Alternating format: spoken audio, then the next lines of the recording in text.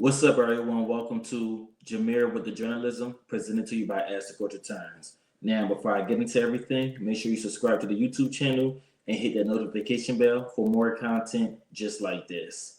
All right, y'all. So, on today's episode, I will be doing a review episode on the new podcast out in the streets called The Latest with Loren Lorosa that premiered on the Black Effect Podcast Network on March 31st via iHeartRadio. All right, so I want to go through some of that podcast because number one, I actually did enjoy the podcast, and I feel like this is a good lane for those of us who are now following Loren LaRosa to get more in depth with her and to follow her and to get more, I would say, more commentary out of her than we see on the Breakfast Club. All right, so of course on the podcast she had discussed different things such as like the Cardi B topic, which I'm not really going to get into. I want to get more so into her discussing the controversy that surrounded the Breakfast Club, and just the different things such as her come up and different things. So I do want to first start off because I like how in a lot of the episodes she was getting a little emotional, and she was talking about her journey and her story, of her working at TMZ, which I'm gonna get into. But I do want to talk about interesting thing for me that makes me want to follow Loren LaRosa is the fact that she's from Delaware. Now I'm out here in Pennsylvania, Chester, Pennsylvania, and Delaware is literally right there. Like my mom lived in Delaware, so like to see someone from Delaware on the level that she is on right now, being on the Breakfast Club and being at TMZ, lets me know that this is something special that is growing out the concrete, and we just got to stay tuned. So that's how I want to start it off for sure. But we all know that she discussed the situation of it down with her and Jess Hilarious. So I want to play one of the clips and then we will discuss.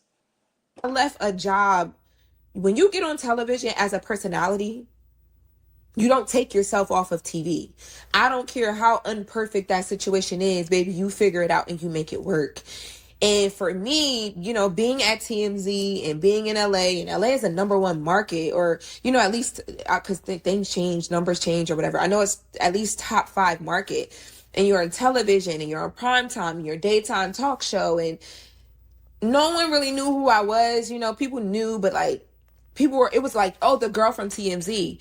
To leave that and go to a platform where like I was able and you guys were able to learn me, get to know who I was, and you know what I mean? I was just like, man, God is really moving in my life.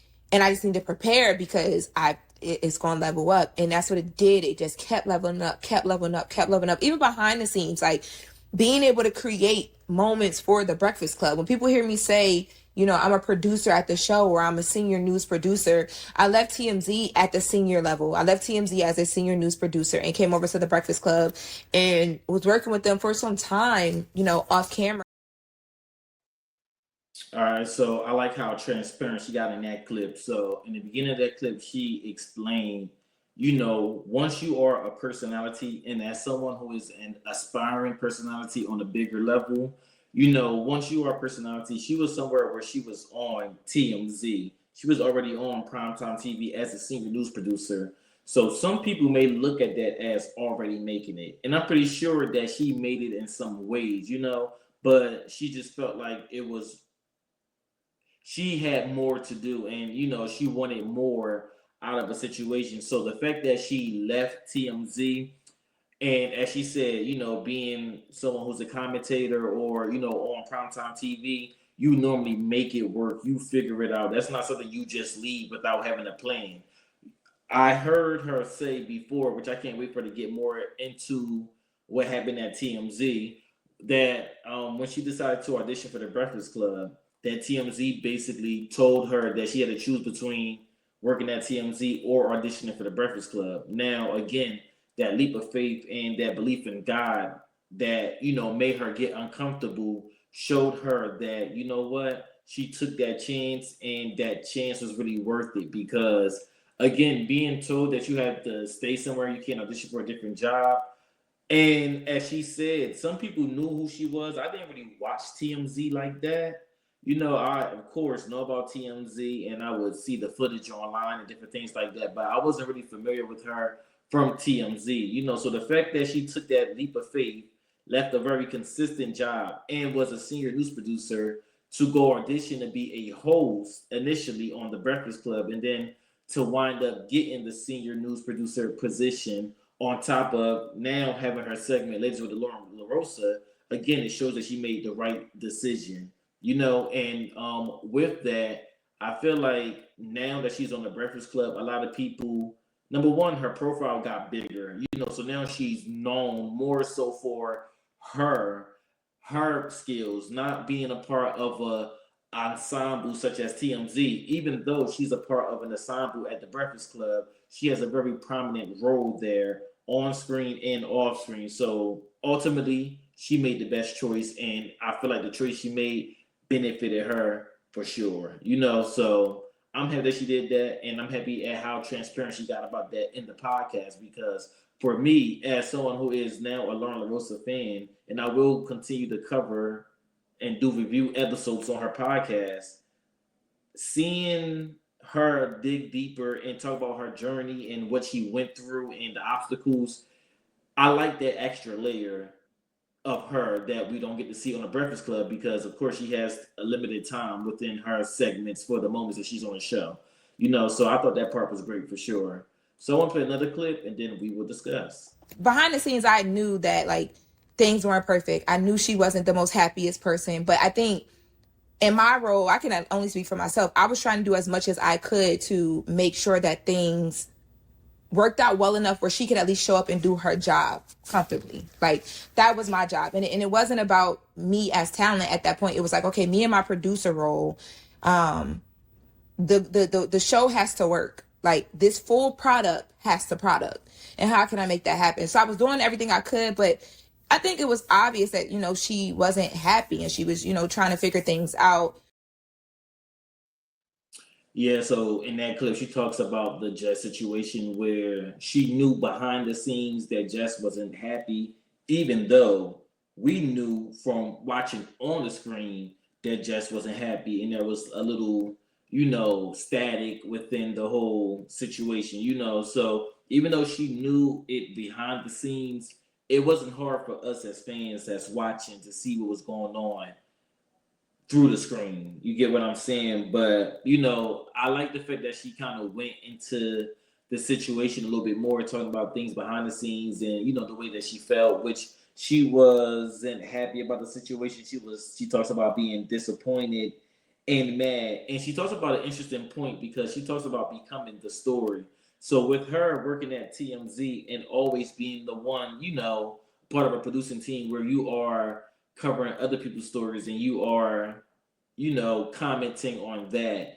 She got to see it on the other end. She was able to see herself become the story. She said that she was getting a lot of, you know, emails, text messages, obviously videos being made about her. And I want to say, even though during that Jess Hilarious live situation that made, you know, bigger media outlets talk about her, like, you know, the Hollywood Unlocks, the Shade Rooms, you know, all of the news outlets and different things like that. Loren LaRosa was definitely a story in these YouTube streets. I pivoted a lot of my content to cover the Breakfast Club drama and, you know, Loren LaRosa's addition to the Breakfast Club, especially when Jesse Last went on maternity leave and, you know, me becoming a fan of Loren LaRosa because initially I talked about during the audition process, I wasn't the biggest fan of Loren Lorosa, and she wasn't one of my first choices for the job. However, that was then. We're here now, and obviously, you know, I'm gonna let her change my mind, and she's doing great. You know, so I say all of that to say that I like how in depth with everything she got. You know, and with her becoming a story, and you know, learning how to, you know, handle it. And also in that clip, she had said that she did everything that she could to make Jess Hilarious feel comfortable, which I feel is not I feel as though, but hearing Jess explain her side of the story,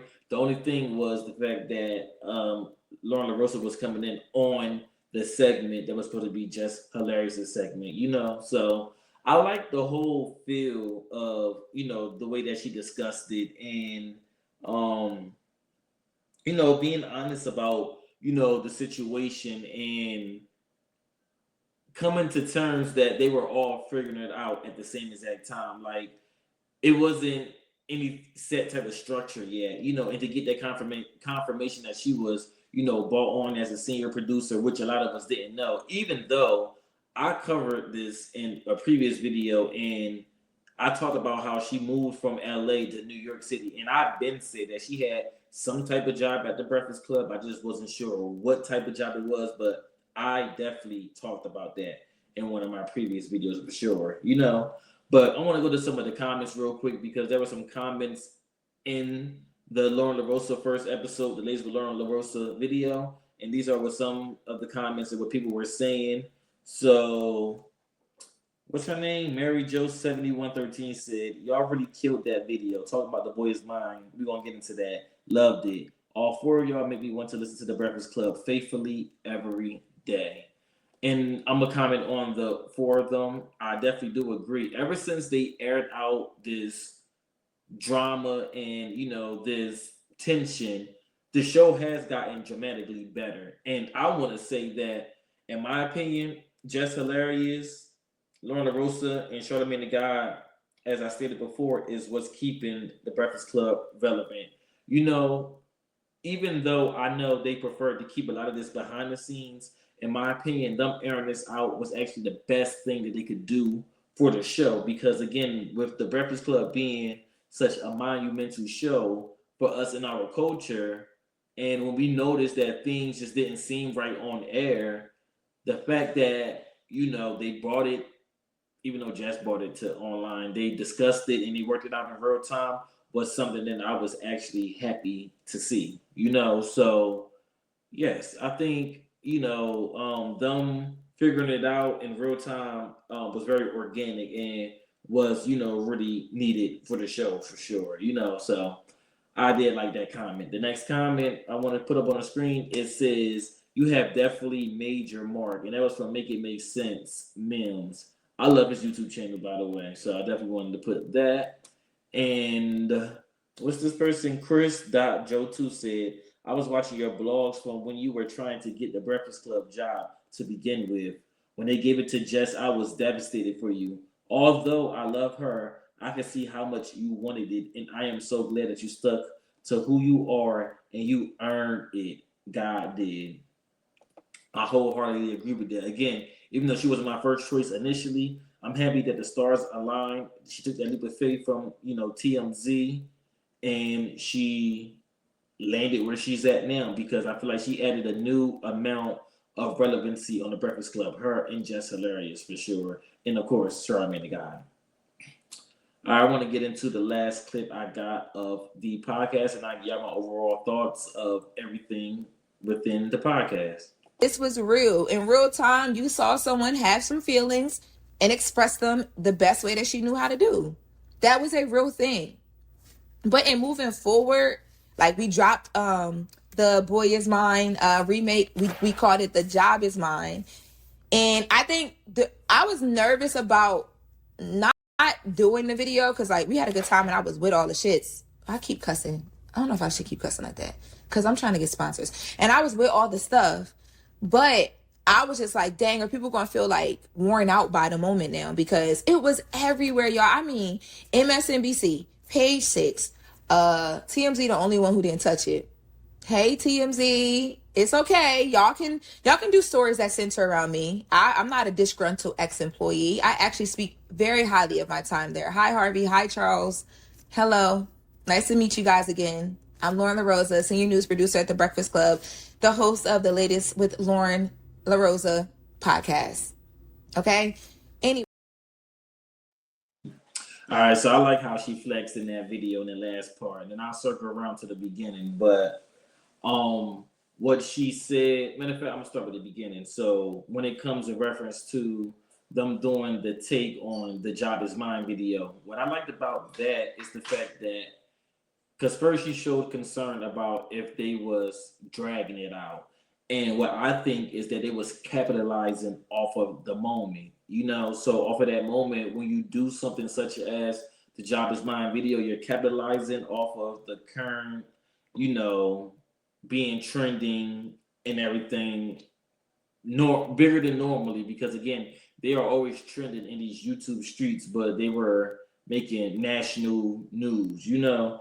So with them doing the Boy Is Mine or the Job Is Mine music video, and she expressed in that podcast that Jess Hilarious had actually wrote the lyrics to the songs, and first it was something that they were putting together. It was just them two, and then they had different producers coming in saying that they should do this scene and saying that they should do it this way. And I like the fact that she gave Jess her flowers in that moment. When I say flowers, like acknowledge that Jess had wrote the lyrics, because that goes to show like that the layer of talent that Jess Hilarious has can be utilized in other ways as well. And then the amount of talent that Loren Lorosa has can be utilized in certain ways, whether it's producing, as well. Because I'm gonna get into the part where she was talking about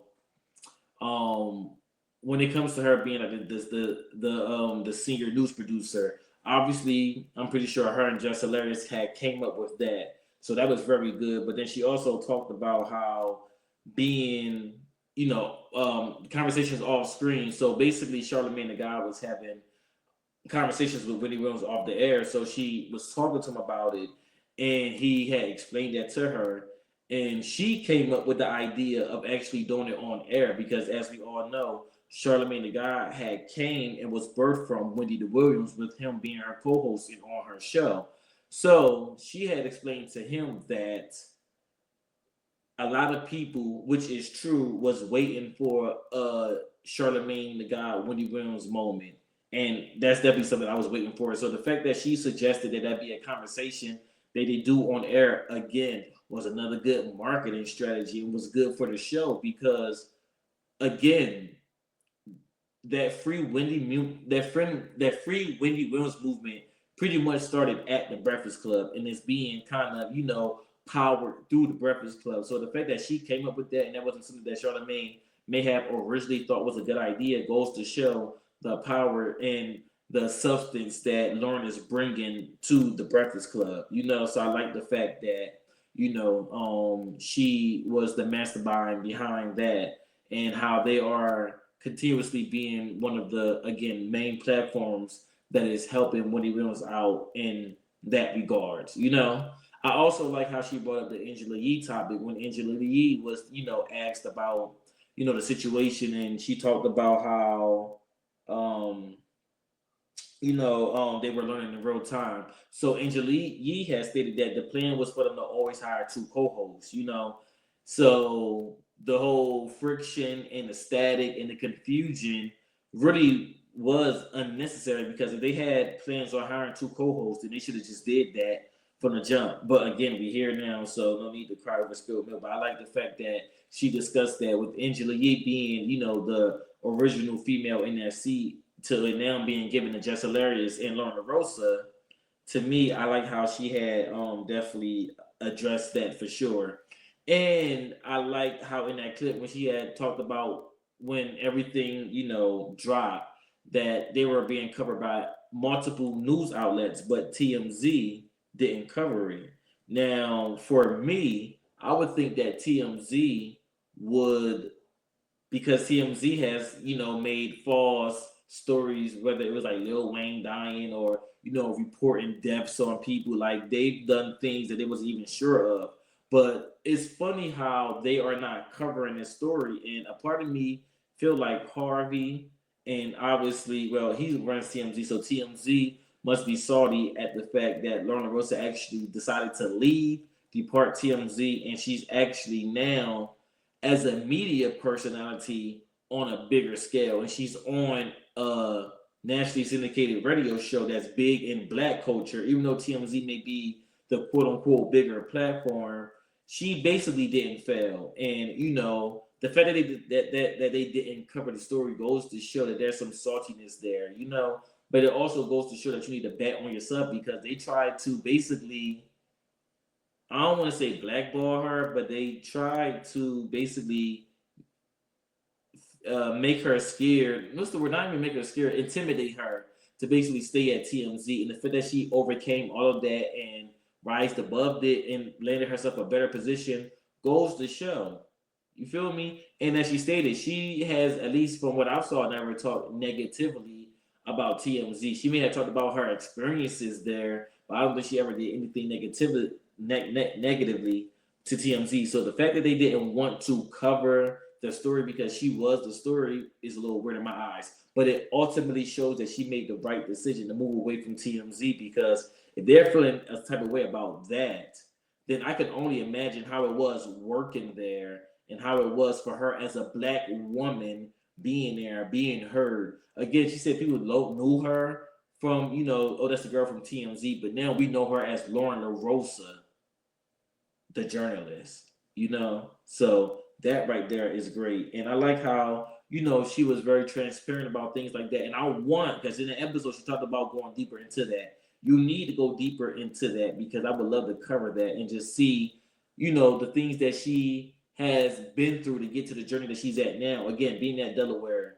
graduated from Delaware State University, which I know a lot of people who graduated from there, from now, after that, TMZ, now the Breakfast Club, now the podcast. So I'm definitely proud of, the journey, and I actually did enjoy the episode. So my overall thoughts on the podcast, I like how the podcast is shot on such a personal level, so she's not like in a podcast studio where a lot of people kind of feel like they have to go. She's in her home. She has a very simple production.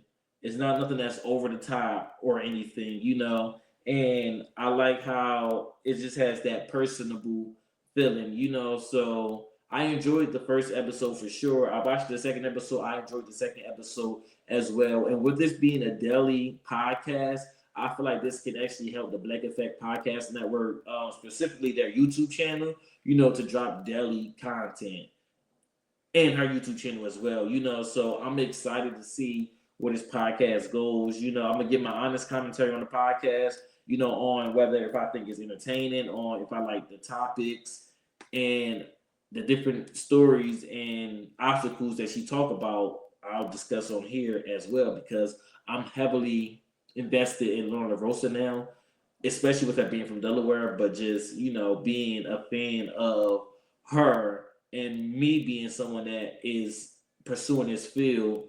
I just feel like I can learn a lot from her, and hopefully, with the evolution of her podcast, that she may do things like bring other bloggers on or other YouTubers on, and we can be there and get the latest with Loren Lorosa, But those were my thoughts on Loren Lorosa's The Latest with Loren Lorosa podcast on the Black Effect Podcast Network. What did y'all think about the podcast? Were y'all entertained by the podcast? Were y'all bored with the podcast? Was there anything that y'all think that she should talk about? Like, what were y'all thoughts on The Latest with Loren Lorosa podcast? Aside from her doing The Latest with Loren Lorosa on the Breakfast Club, do y'all think it's necessary or not? Let me know down there in the comments. But until then, y'all can follow me on Instagram at Jermir with 3 underscores. You can also follow me on Instagram at As the Culture Turns. And again, you can also make sure you subscribe to the YouTube channel. Hit that subscribe button for the YouTube channel, please. And also make sure you hit that notification to stay tuned for more content just like this. And as I always say, this has been Jermir with the journalism, and I do my research.